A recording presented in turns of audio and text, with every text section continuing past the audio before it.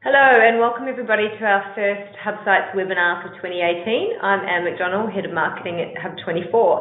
We're fortunate to have here with us today Adam Muston and Jonathan Beard from LeggMason and Western Asset Management and Josh Persky from Blackrock. So before we kick off, just a couple of housekeeping items. The lines will remain muted throughout the presentation to prevent any background noise. So if you have any questions, please use the webinar control panel to send them through to the team. We will hold a combined Q&A at the end of the session. So without further ado, I will hand over today to Adam and Jonathan, who will be presenting on fixed income investing. Yeah, thank you. Good morning, everyone. Just as a bit of an introduction, firstly, just around LeggMason, just to give you a quick overview of the business model. LeggMason is really a truly large global asset manager, managing now around $1 trillion in funds under management globally. We are a true multi-affiliate model with 9 independent investment managers and really a pure play asset manager with a large distribution reach. Locally in Australia, we now have over 100 staff and manage close to $54 billion of locally managed and sourced assets under management. Just to run through the multi-affiliate model, we really access a wide range of capabilities that are really highly rated and award-winning. We've recently been awarded the Money Management Fund Manager of the Year award for 2017 as well as 2015. But the multi-affiliate business model really helps the investment experts, particularly those at Western, really focus on performance and delivery, while us at LeggMason ultimately provide the best of breed products, marketing and client support. On that note, I'll hand over to Jonathan. Just as an introduction, Jonathan is the investment specialist from Western Asset Management with over 10 years of industry experience. And Jonathan will run through Western and the fixed income piece. Thank you. Thank you, Adam. Bear with me, sorry, I just clicked one step too far. Thank you all for your time today, and thank you to Hub24 for having us. Western Asset is one of the largest globally integrated fixed income managers in the world. We have a 45-year pedigree in managing money for clients in over 36 countries around the world and currently manage in Australia dollar terms over $550 billion. Our large investment team is purely focused on active fixed income management. We don't do equities or any other asset class. And our team is based in the key investment centres around the world with analysts and portfolio managers in 7 locations globally, providing on-the-ground insights to our investment teams here and around the world. So today I'm going to provide you with a bit of an overview of the role fixed income can play in your clients' portfolios and some of the key attributes of the asset class. I'll also look at the prevailing economic backdrop and how this provides a framework for setting expectations on rates in the future, and hopefully debunk some of the concerns driven by media scaremongering and clickbait that has tarnished this asset class in recent times. However, if our view is wrong and we are in the great bond bear market and see rates move materially higher, what does this actually mean for your fixed income portfolios, and does the downside actually justify not having them play that role of insurance when risk-off events actually occur? And finally, I'll provide you with a quick overview of the strategies that we offer in conjunction with LeggMason on the Hub24 platform. Now, fixed income and the role fixed income can play, it's important to understand that fixed income is a much more diverse asset class than equities due to the range of securities available. But when we break it down, the asset class typically plays 4 roles in a portfolio. Number 1, and probably the most commonly thought of, is diversification. Specifically, high-quality government bonds can provide capital appreciation during periods of equity market stress. So think of this as portfolio insurance, except it's an insurance contract that pays you a premium via the coupon rather than you actually paying for it. Now, this capital appreciation is not something that you'll get from term deposits or hybrids or higher risk investments. Income. Now, different segments of the fixed income market pay different levels of income, but generally, the higher the level of income, the higher the level of risk, and therefore, the lower the diversification benefits that you get relative to equities.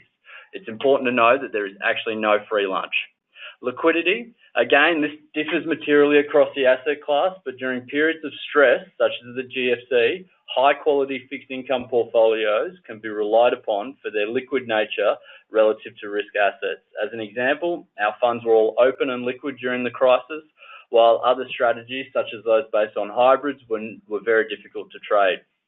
Now, fourth and finally, liability matching, which is something that you typically see institutional investors use fixed income for, but you can also use this for your clients if you have a known future liability, such as school fees or specific retirement goals. They may be able to invest via fixed income to better meet these obligations with greater certainty. Now, looking at the defensive nature of fixed income, without diving too deeply into sequencing risk and left tail events can materially impact your clients' portfolios and by their very nature occur when we're not expecting them. A drawdown at an inopportune time could have significant impact on your retirement outcomes and lifestyle. So take this fairly simplistic example from 2007. The blue line on your screen represents the return of the Australian fixed income market as indicated by the index. The green line is the ASX 200, while the yellow line is simply a 50-50 blend of the two. While it's been 10 years since the start of this drawdown, risk assets have still failed to recoup the lost ground of what would have been delivered by a defensive allocation or simply a 50-50 blend. Now, Albert Einstein once said that compound interest was the eighth wonder of the world. Compound interest is truly the most powerful force in the universe, according to him anyway. And you can see this at work here, where the midpoint of the two indices would actually only be 166%, but due to the compounding of returns and the lower drawdown achieved by the 50-50 blend, the return is actually 5% higher over the 10 years. Now, this is a material outcome for your investors and their lifestyle in retirement. And if we were to add in drawing down, such as in a period of retirement, this would be even more material as you draw down on the assets at lower bases.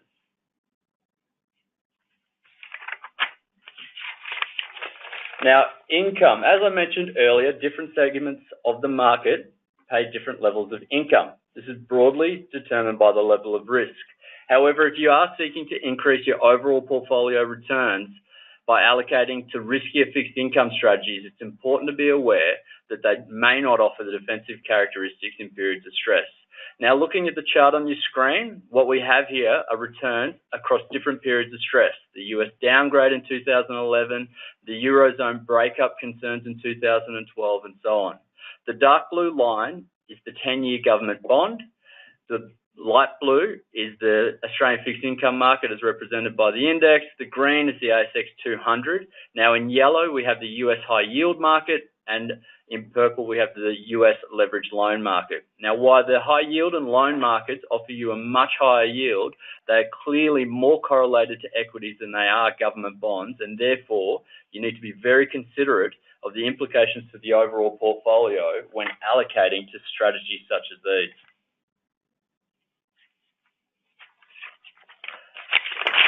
So now let's have a look at the economic environment and build a bit of a simplistic framework for setting expectations for rates. So long-term rates are driven by two primary factors, GDP growth and inflation. On this chart, we have the real GDP growth of the major developed economies in the US, Japan, and Europe, and we've also included Australia. Now, looking at this chart, I can't help to be pretty pleased that I live in Australia. We've had a fantastic run for a long period and more often than not generated higher economic growth than other developed markets. But the reality is that our growth is currently close to half of our long-term average, which is 3.5% since 1961. This level of growth does not justify any sort of tight monetary policy nor a material increase in longer-term bonds. So to be clear, we're not negative on growth. We just view it to be unspectacular and with the economy having quite a bit of spare capacity remaining. Now, as I mentioned, the second primary driver of bond yields is inflation. And this has been a bit of a conundrum for central bankers around the world lately. In order for central bankers to effectively smooth the transition through economic cycles, they need not only to be able to influence inflation, but also be able to predict it. And it's the predicting which has been the challenge for them. Now, as you can see here in Australia, with the top chart reflecting headline CPI, it has increased off the lows of 2016, but headline CPI is quite a volatile measure, and therefore the central bank and the RBA tends to focus on more stable measures, which we've included in the bottom chart. Now, these strip out or smooth the impact of transient factors such as energy or food prices. But as you can see, these measures of inflation remain well below their long-term average and well below, not well below, but just below the RBA's target band of 2 to 3%. This is based on very low wage growth.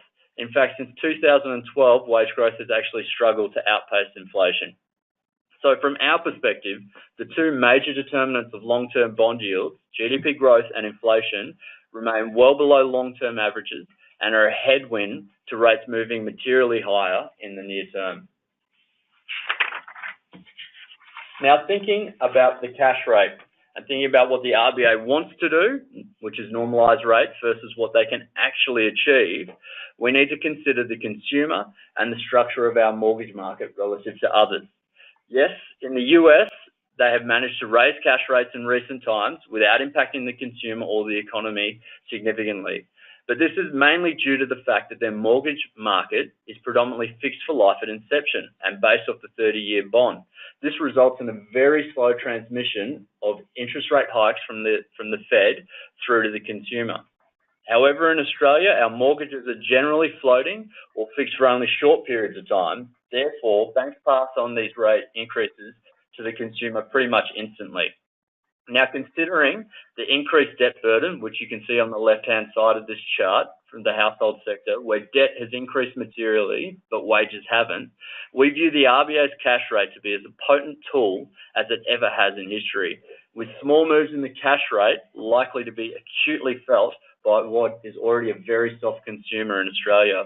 So in our view, this is the primary reason why the RBA will not be able to raise rates materially in the short term.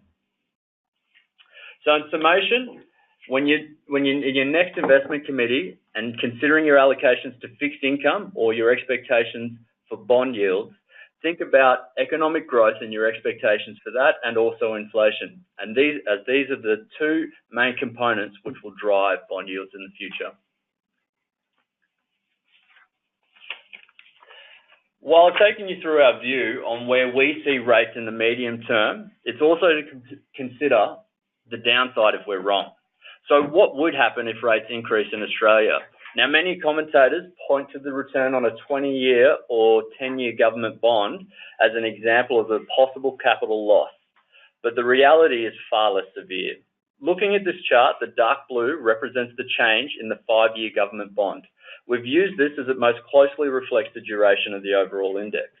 The green represents the actual return on the 5-year government bond. The light blue represents the market, while the yellowy orange colour is our LeggMason Western Asset Australian Bond Fund. So this includes the benefits of active management. As you can see from these examples where interest rates have risen over different periods, 94, 2000 and 2009, as you can see, the return on a diversified portfolio of bonds, as represented by the market, is very different to that of a single bond, which people are using to tell you what the returns are likely from a capital perspective. And when you include active management, total returns can actually still be positive in a rising rate environment. For a more recent example of what happens when cash rates rise, let's look at the US market. The green line shows the Fed funds rate, which has increased over the past year, while the blue line shows the 10-year government bond yield. As you can see, while the cash rates increase from a very low base, this has not driven longer-dated bonds higher. In fact, the market has seen the yield curve flatten out to the 30-year node, which has resulted in quite a strong return of 3.2%, which is quite high relative to the low prevailing cash rates in that market.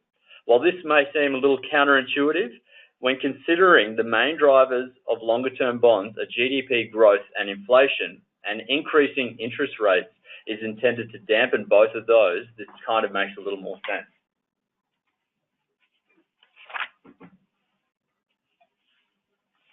Now, giving you a little bit of an overview of Western Asset's philosophy, because we are fairly differentiated in this light.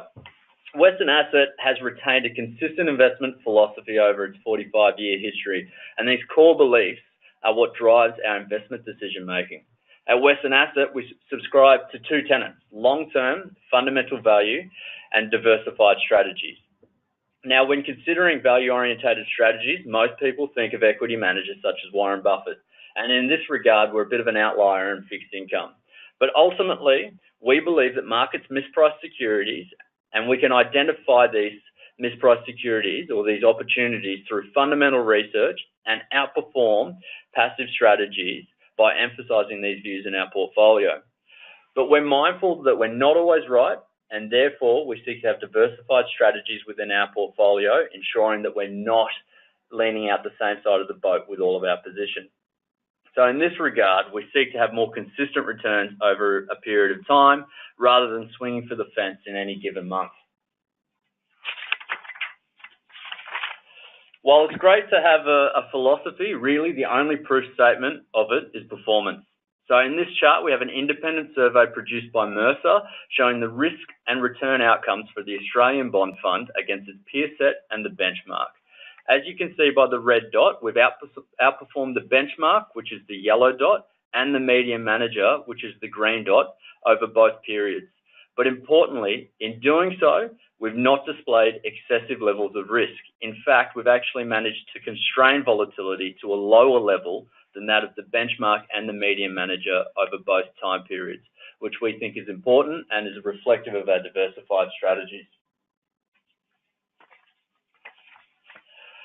So looking at the three Western Asset strategies available on HUB24 and also bringing it back to where we started with the key attributes of fixed income in diversification, income and liquidity, both the Australian Bond Fund and the Global Bond Fund are expected to provide you with nice negative correlations to equities during periods of market stress, while the Macro Opportunities Fund has been designed to have a proportionally higher reliance on active management, and so it's unlikely to be correlated with any traditional asset class over the long term. All three strategies offer an attractive yield premium above the cash rate of 1.5%, but as you can see, Macro Opportunities, which has a much higher yield, which is reflective of the higher risk tolerance in this product. While all three funds offer daily liquidity, investing in deep and liquid markets, the Macro Opportunities Fund at the security level has the ability to invest in slightly lower liquid parts of the market to seek higher returns with a proportion of the portfolio. That said, the majority of this portfolio is highly liquid, invested in developed government bonds and currency markets, which gives us the ability to have daily liquidity. So looking a little more closely at the Australian Bond Fund, this is a core traditional Australian fixed income product, investing in high-grade securities. And unlike many in the peer group, we do not invest in offshore markets to supplement returns. The fund is designed to play that key defensive role in your portfolio, particularly useful for clients in Australia who generally have high exposures to Australian equities, as the correlation benefits are quite significant. The experienced local team leverages the breadth of the global business, drawing on the bottom-up credit research and top-down macro thinking. And as you can see, the strategy has a very long track record in generating alpha for investors, and it's highly rated and has won multiple awards. Now, looking at the Macro Opportunities Bond Fund, this strategy is the highest conviction strategy offered by Western Asset globally and is managed by our CIO, Ken Leach. With wide guidelines and a relatively high risk budget, the portfolio is positioned as an alternative investment strategy rather than a traditional bond fund. Over the past 5 years, this strategy has generated very strong returns and been uncorrelated with all traditional asset classes. We've seen strong interest and flows into this strategy as advisors seeking to move away from more traditional strategies and build out their alternative allocations can actively navigate the challenging market conditions. These characteristics have made Macro Opportunities a nice addition to a balanced portfolio. The Global Bond Fund is a core plus strategy designed to offer strong defensive characteristics while seeking to outperform the global aggregate index by 1.5% per annum. The strategy draws on the full breadth of Western's global investment team, reflecting our best ideas from around the world. While the fund only has a short track record here in Australia, the strategy has an impressive performance history spanning over a decade in offshore markets, outperforming both the benchmark and the well-known competitors within this peer group. Pleasingly, the fund has had a very positive start here in Australia, outperforming the benchmark by over 3% over the past year. So in summary, fixed income, it's an asset class with attributes that can be very beneficial to your clients' portfolios in diversification, income, and liquidity. The macro environment, we believe, will act as an anchor against Australian rates moving materially higher in the near term, and investors should consider this in their asset allocation decisions. But if we're wrong and rates do rise in the near term, the outcome for bond portfolios is not the doomsday event that some have suggested in the market. And Western Asset, in conjunction with LeggMason, can provide you and your clients differentiated investment solutions specifically tailored to meet their needs. Thank you all for your time today. I really appreciate it. Thanks, Jonathan. Now we've got Josh Persky here from BlackRock, who is going to present to us on tomorrow's financial advisor today. Thanks, Josh. Great, thank you. First of all, I'd like to introduce myself to everybody, for those of you that haven't met me. My name is Josh Persky. I work in the model portfolios and solutions business within BlackRock. I'd like to thank HUB24 for being such gracious hosts, and also thank all of you on the line for dialing in. You would have noticed that the topic is tomorrow's financial advisor today, and this is really a conversation and a discussion around technology. Technology has been so pervasive in every fundamental aspect of our world, but none more so pervasive than the financial services industry. And what I'd like to do over the next 10 to 15 minutes is really talk to three types of technology that are really changing both the asset management industry and how that's affecting BlackRock, but also two different types of technology, some of which I'm sure those of you on the line will be very familiar with, that are really affecting wealth management firms and advice firms, both in Australia and abroad. And also to talk to some of the ways that advice firms can really start to embrace these types of technologies to enhance the end investor experience, increase client engagement, and also potentially increase advice firm efficiency and profitability. So the first piece of technology I'd like to talk to is one piece that's really affecting the asset management industry, and namely BlackRock, which is the evolution of data sources. This is a slide that I've taken from one of our research teams within Scientific Active Equities. And they use a whole bunch of signals to essentially run different types of portfolios. But this slide looks at what happens on the internet within a 1-minute period. So you can see across different formats, things like social media, such as Facebook, Instagram, and also other internet type searches such as Google, Twitter, and Skype, and how this has really changed. So if we look at, for example, Google, in 2012, there were about 700,000 Google searches that were conducted every minute. By the year 2016, this had grown to 3.8 million. Within Facebook, the increase was about 42 times in terms of the number of status updates. So the way that we think about this potentially within a stock selection portfolio is we might say, well, we'll look at things like balance sheet, cash flow information, P&Ls for stocks. We might meet with management, but we might also look at Twitter searches. We might also look at Google searches. We might incorporate satellite imagery. We might look at weather patterns to determine commodity prices. So this is really an additional way that us at BlackRock can start to think about how we manage money a little differently. And Hal Varian, one of the Google chief economists, put it really interestingly in terms of the evolution that 1 billion hours ago, modern Homo sapiens emerged. 1 billion minutes ago, over 2,000 years ago, Christianity began. 1 billion seconds ago, the IBM PC was released in 1981, and 1 billion Google searches happened just this morning. So we can start to see how this is really exploding and really changing firms like BlackRock in terms of how we manage money. But what does this have to do with a financial advice firm? Well, we at BlackRock are always looking at ways of embracing new technologies to deliver better outcomes for our clients, not dissimilar to what all of you are trying to do within your firms for your clients as well. Now, before we look at technologies that already exist for advice firms to essentially deliver these better outcomes, I think it's really important that we really dig into the challenges that I know everybody in this call is fundamentally aware of in terms of the challenges faced. but also how this is reflected globally, and hopefully to make you feel a little bit that you're not alone. So what are key advisor pain points? This was a study that Macquarie Bank completed some time ago, really talking to what are the challenges that our advisors are facing, and I'm fairly confident that everybody in the call can read these and it will really resonate. So the first one is increased regulation. Australia was very much at the forefront of this in 2012, 2013 with the Future of Financial Advice regulation. But we're also starting to see that globally, the retail distribution review that happened in the United Kingdom in 2013 changed that market materially. The same thing with MiFID II in other parts of Europe, not to mention the Department of Labor laws that came into the United States in 2017, which is likely to affect up to $10 trillion in retirement savings. Some of the other high-level things, scalability of current processes, and again, this is something that technology can really address within advice firms. The third piece is the client value proposition. Now that we're in a fee-for-service market, and we have been for quite some time, how advisors get remunerated has fundamentally changed, as I'm sure you're all aware of. But that has material flow-on effect that I feel that we owe ourselves as an industry to talk a bit more about in terms of how do we articulate all the wonderful things that you as advisors do for your own clients. The next piece is cost and margin pressure.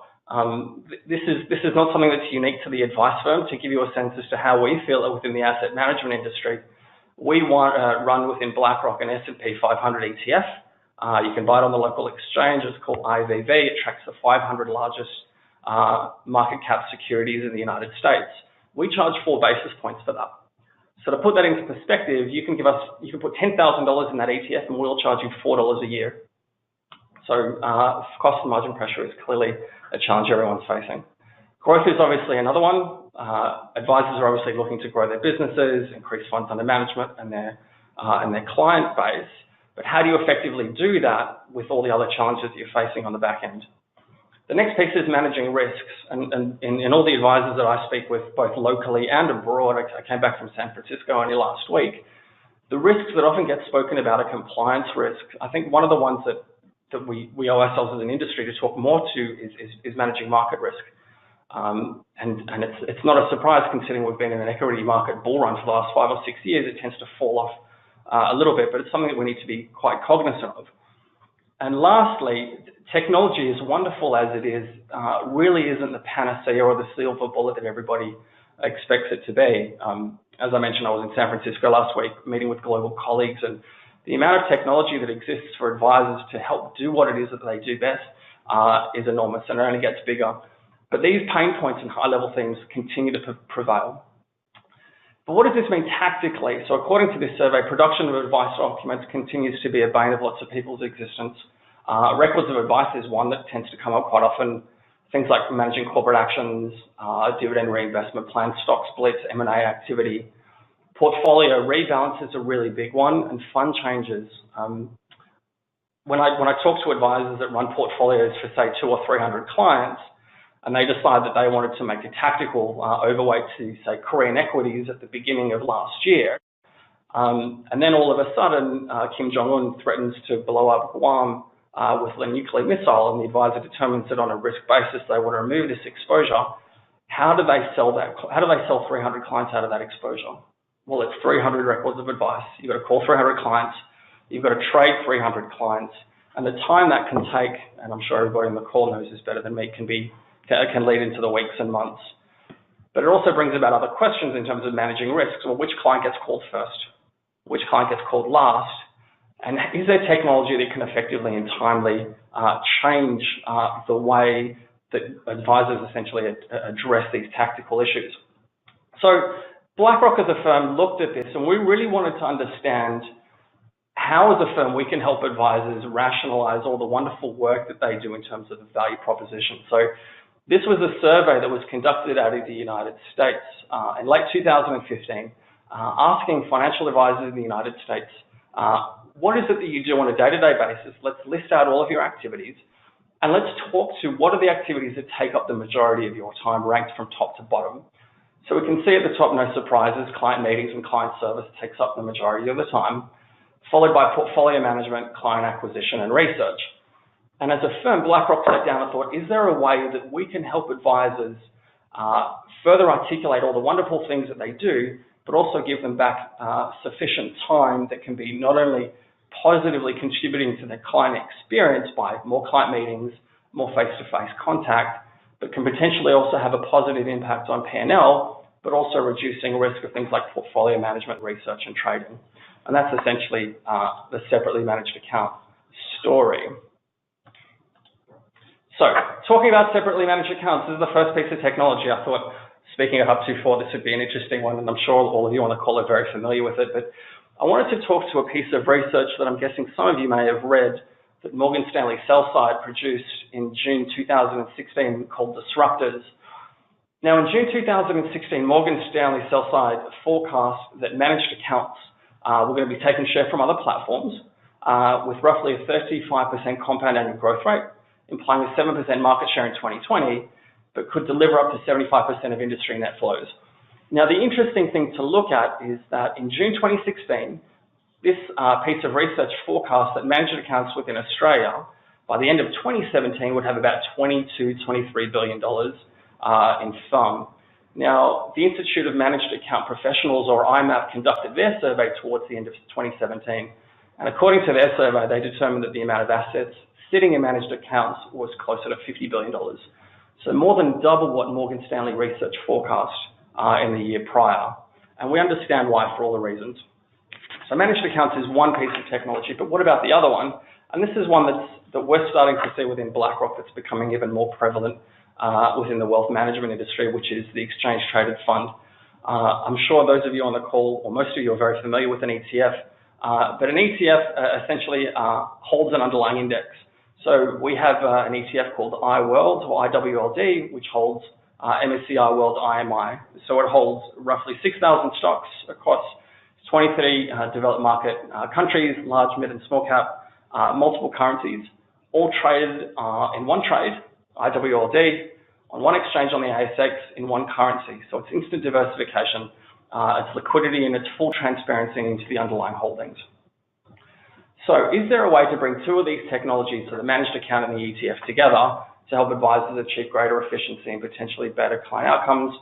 Well, this is the ETF model portfolio. We have these model portfolios available on HUB24. It's important to recognize that these are actively managed portfolios. So these are 5 risk-based model portfolios from conservative, moderate, balanced, growth, and aggressive across all the major asset classes you'd expect. So Australian fixed income, international fixed income, Australian equity, developed equity, emerging market equity, and cash. BlackRock's been running multi-asset class portfolios for well over 25 years. We run close to $200 billion US in multi-asset, and we have a lot of experience. These portfolios have been running for 3 years. If you have any specific questions about it, we'd love to share those with you, but I encourage you to reach out to your HUB24 representative. So in summary, technology can really be a friend. It's very much a friend to us here at BlackRock in helping our investors and clients achieve better outcomes, but it's also very much an advisor's friend as well. So thank you very much for that. Thanks, Josh. I'm pretty sure I'm making quite a large contribution to those 1 billion Google searches this morning.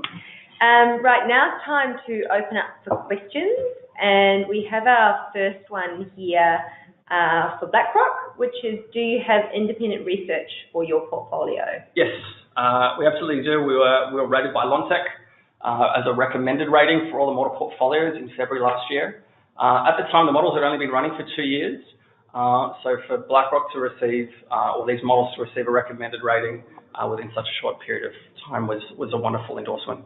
And if you'd love to see those again, reach out to your HUB24 representative, and I'm sure they can share those with you. Great, absolutely. One here for Jonathan. Can you explain a bit further about why bonds are useful in a rising rate environment? Well, look, we believe that it's very important that clients consider all environments. So if rising rates do occur, that probably has a negative outcome for both bonds and equities. When you think about the life or the duration of a bond versus the life or the duration of an equity, the equity is obviously much, much longer. So, but when we think about rising rate environment, probably looking towards the US, as that's probably the most imminent from a cash rate rising environment, we anticipate 2 to 3 interest rate hikes in 2018. but we don't anticipate that the height of the cash rate level this cycle is going to be as high as it has in the past. So in fact, we think it's going to be much lower, which the Fed has been quite open about. Now, given this lower cash rate cycle, we don't believe that longer dated bonds will respond by moving significantly higher. In fact, we anticipate more of the same with a flattening of the yield curve, which is actually quite a positive outcome for bond portfolios, as I highlighted earlier in my slides with the US example last year. Great, thank you. And just one more for BlackRock. Can you explain the pricing on the BlackRock portfolio? Yeah, absolutely. So we charge for these models in two ways. So the first cost is the underlying ETFs. So remembering these are available in separately managed account, when your clients go in and buy these models, they're not buying a unit trust, or they're not buying a unit price or units in a trust. They're buying each and every individual ETF within the model in their own name and with their own individual tax and cost base. So the weighted average of those costs will change depending on the model. And obviously the composition, we rebalance these models 4 to 6 times a year. So at the moment, the underlying cost the weighted average cost is anywhere between 23 to 25 basis points. And then there's an investment management fee on the top, plus a responsible entity fee on the top of that, which is another 20 basis points. So you can think of that as roughly 45 basis points for an actively managed multi-asset class ETF only long portfolio.